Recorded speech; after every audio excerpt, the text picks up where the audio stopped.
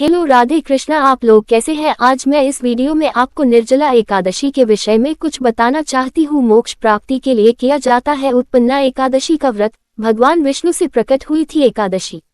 मार्गशीर्ष मास के कृष्ण पक्ष की एकादशी तिथि पर हुआ था एकादशी माता का जन्म। मार्गशीर्ष मास के कृष्ण पक्ष की एकादशी को उत्पन्ना एकादशी का व्रत किया जाता है। एकादशी का दिन भगवान विष्णु को समर्पित है। पौराणिक मान्यताओं के अनुसार इसी व्रत के प्रभाव से मोक्ष की प्राप्ति होती है। बहुत कम ही लोग जानते हैं कि एकादशी एक देवी थी जिनका जन्म भगवान विष्णु से हुआ था। एकादशी मार्गशीर्ष मास की कृष्ण एकादशी को प्रकट हुई थी, जिसके कारण इस एकादशी का नाम उत्पन्ना एकादशी पड़ा। इसी दिन से एकादशी व्रत शुरू हुआ था। वर्षों तक चला था युद्ध। ऐसा माना जाता है कि स्वयं श्री कृष्ण ने युधिष्ठिर को एकादशी माता के जन्म की कथा सुनाई। कथा कुछ इस प्रकार थी। सतयुग के समय मुर नाम का राक्षस था। उसने अपनी शक्ति से स्वर्ग लोक को जीत लिया था। ऐसे में इंद्रदेव ने विष्णु जी से मदद मांगी। विष्णु जी का मुर दैत्य से युद्ध आरंभ हो गया, जो कई वर्षों तक चला।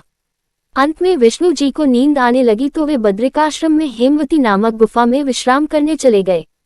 मुर भी उनके पीछे पहुंचा और सोते हुए भगवान को मारने के लिए बढ़ा तो तभी अंदर से एक कन्या निकली और उसने मुर से युद्ध किया। घमासान युद्ध के बाद कन्या ने मुर का मस्तक धड़ से अलग कर दिया गया। जब विष्णु की नींद टूटी तो उन्हें आश्चर्य हुआ कि ये कैसे हुआ। कन्या ने सब विस्तार से बताया। वृतांत जानकर विष्णु ने कन्या को वरदान मांगने के लिए कहा।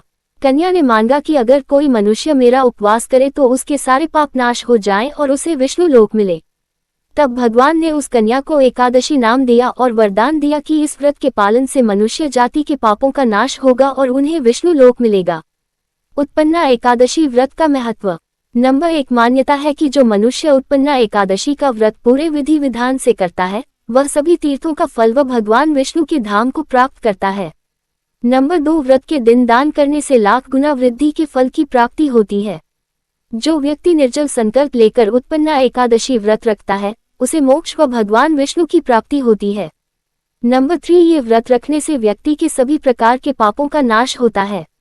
धर्मशास्त्रों के अनुसार इस व्रत को करने से अश्वमेध यज्ञ, तीर्थ स्नान व दान आदि करने से भी ज्यादा पुण्य मिलता है। पूजा विधि। नंबर 1, पद्म पुराण के अनुसार उत्पन्ना एकादशी व्रत में भगवान विष्णु समेत देवी एकादशी की पूजा का भी विधान है।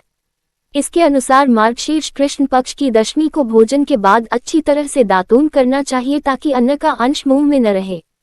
नंबर 2, उत्पन्ना एकादशी के दिन सुबह उठकर व्रत का संकल्प कर शुद्ध जल से स्नान करना चाहिए। नंबर 3, धूप, दीप, नैवेद्य आदि 16 सामग्री से भगवान श्री कृष्ण का पूजन तथा रात को दीपदान करना चाहिए। उत्पन्ना एकादशी की सारी रात भगवान का भजन कीर्तन करना चाहिए।